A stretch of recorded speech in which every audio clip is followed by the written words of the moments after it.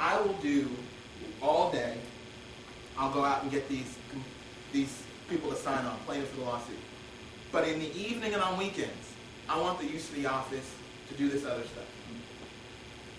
And he was bright, and he just graduated from Yale Law School, and from Tennessee, and he was tall.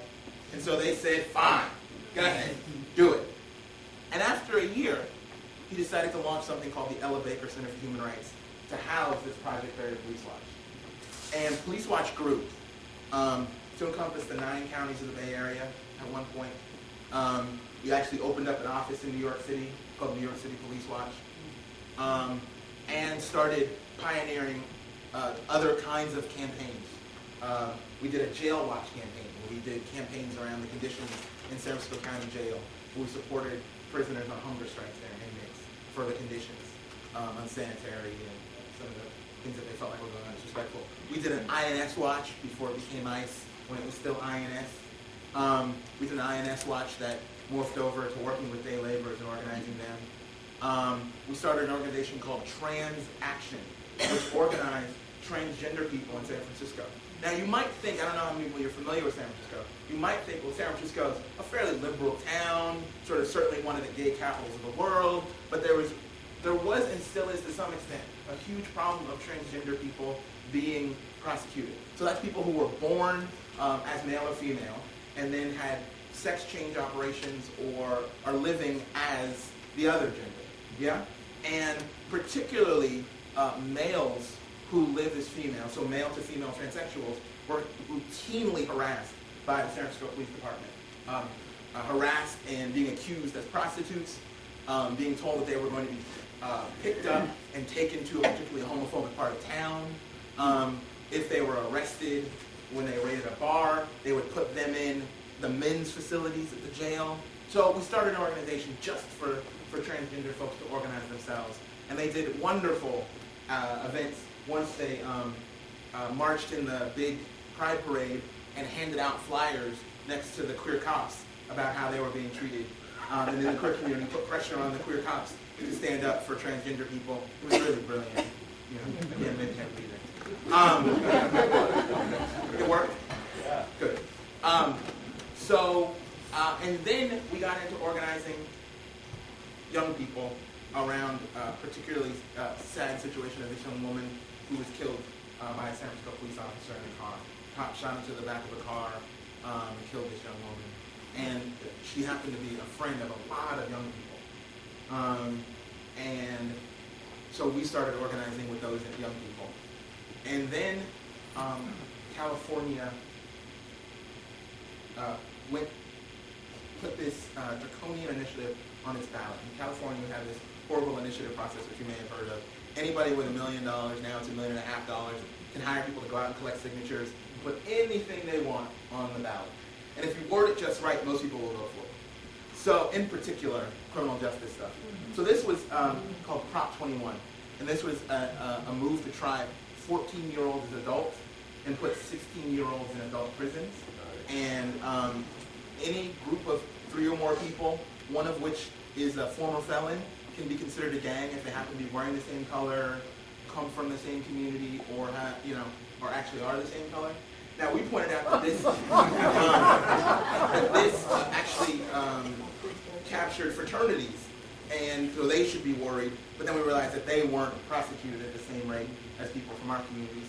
So we went about trying to fight to stop this campaign, and we waged a statewide campaign to try to stop it. We were fortunate enough to be able to derail it in the 9 counties of the Bay Area, but 2/3 of the people in California live in Southern California, but we weren't able to stop it, and so it passed.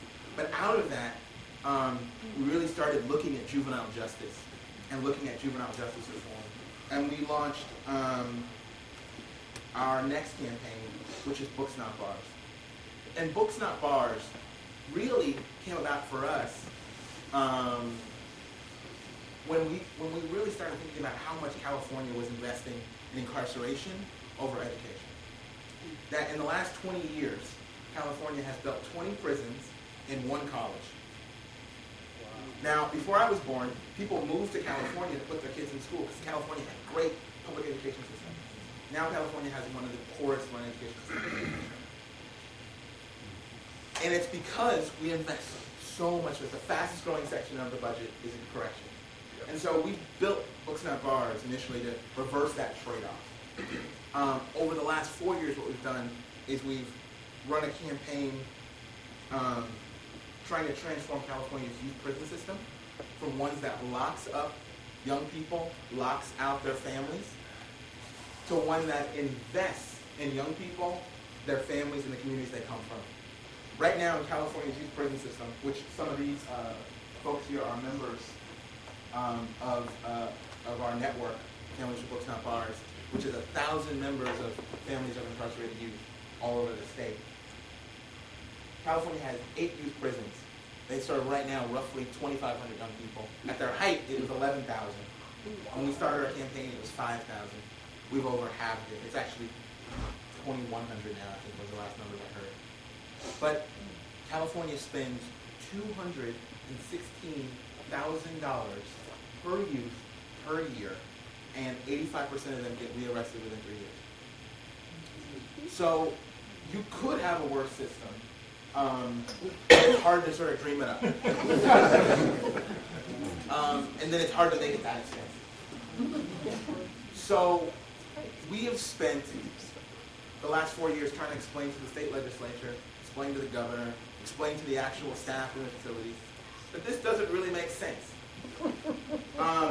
That if we invested that money in education for these young people, so if somebody does something bad, harms somebody, okay, you take them, you put them in Yale. There you go. You save about $100,000. If they get out and they run a failed business, they have a drinking problem and a rumored cocaine problem, they still could go on to become president of the United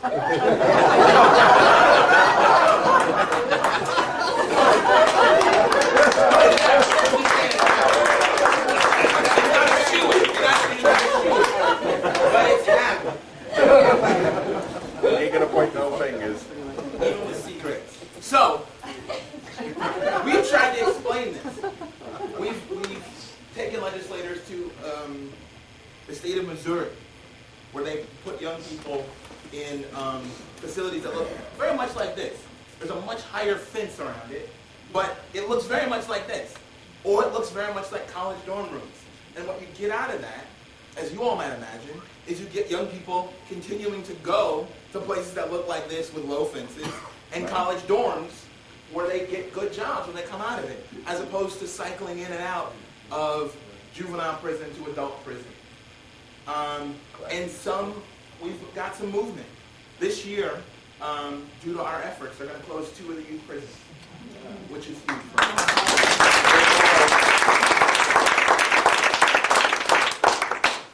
So in this campaign, we organized both adults and young people. So we organized the young people in our community who would go into these youth facilities.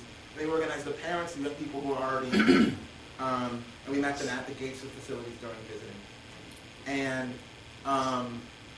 we reached out to them and told them about our vision of closing these systems down and investing that money back in our communities. And we asked them often, you know, when it was 2 years ago, when it was only $175,000 a year, we said, well, what could you do with that money? And they said, well, I could lift my family out of poverty. I could get my kid the help he needs. And we talked to young people about what could you do if your family had, you know, let's say $100,000 a year to invest into this. Well, that's more than my family, twice than double what my family makes in a year. We could actually, my parents could rest. I could see them at dinner. They wouldn't have to work 2 or 3 jobs. And so we've engaged a whole broad section of people in this work. And